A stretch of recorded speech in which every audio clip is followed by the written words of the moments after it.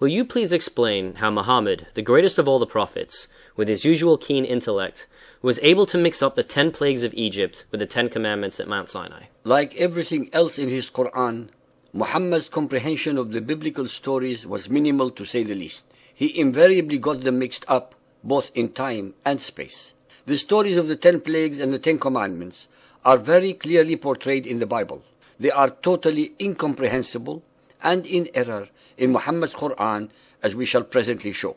What shall transpire even worse than these errors are the attempts by the Muhammadan scholars of the Quran to brazenly explain the unexplainable with lies, deception, and contortion of both facts and religion.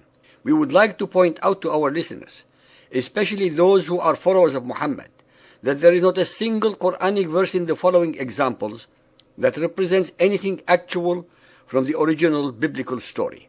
All of the following dialogue and storylines were created by Muhammad himself. Al-Isra 17:101. To Moses we did give 9 clear signs.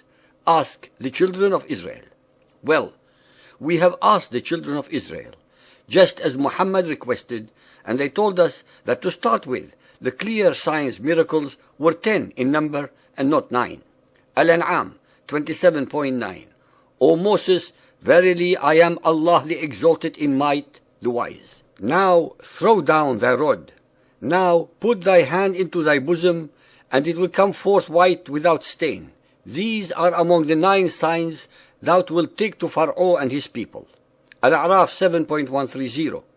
We punished the people of Pharaoh with years of drought and shortness of crops, that they might receive admonition. I would like to remind our listeners that the stories of the 7 good and 7 bad crop years were in the days of Joseph and not Moses, a lapse period of almost 400 years. Muhammad was wrong as usual yet again. Al-A'raf 7.133. So we sent plagues on them, wholesale death, locusts, lice, frogs, and blood, signs openly self-explained. Every time the penalty fell on them, they said, O Moses, if thou wilt remove the penalty from us, we shall truly believe in thee, and we shall send away the children of Israel with thee. But every time we removed the penalty from them, they broke their word. So we exacted retribution from them. We drowned them in the sea because they rejected our signs and failed to take warning from them. And we made the people, the Israelites, considered weak and of no account, inheritors of lands in both east and west lands, whereon we sent down our blessings. The fair promise of the Lord was fulfilled for the children of Israel because they had patience and constancy. We took the children of Israel with safety across the sea. The translator of the Quran, Abdullah Yusuf Ali, who is extremely knowledgeable in the Bible, nonetheless enumerates with deliberate falsehood the following signs, miracles that allegedly befell Egypt. The 9 clear signs are the rod, the radiant hand, the years of drought or shortage of water, short crops, and the 5 mentioned in this verse. These epidemics among men and beasts, locusts, lice, frogs, and the water turning to blood. Ladies and gentlemen, anyone who has read the original biblical version would immediately realize that the so-called miracles of the rod, the radiant hand, the years of drought and shortage of water are not in the story of the Exodus. The Bible recites the following plagues: water turning to blood, frogs, lice, swarm of wild beasts, epidemic, boils, hail, locusts, darkness, and finally the death of the firstborn, making 10 plagues and not 9. From the very beginning, the foundation stones of Muhammadan Islam reside in the 2 commandments of the Hebrew Decalogue, the 10 commandments of the Torah. Genesis 20.3. There is no God but God. There is no image or likeness to God. This should bring to the attention of the listeners the incredible similarity also between Muhammad's Shahada testimony. There is no God but Allah. The Quran states that Allah gave Moses certain monitions on tablets of stone, and also that he gave him 9 clear signs. These 2 statements have perplexed the Muhammadan commentators very much, and every effort is made by them to reconcile the 9 signs with the 10 commandments, although it is evident from the Quran itself that the 9 clear signs actually refer only to the miracles of Moses, the plagues of Egypt. According to the Muhammadan traditions, Muhammad was very confused in the matter and was himself responsible for the mistakes of the commentators on his book.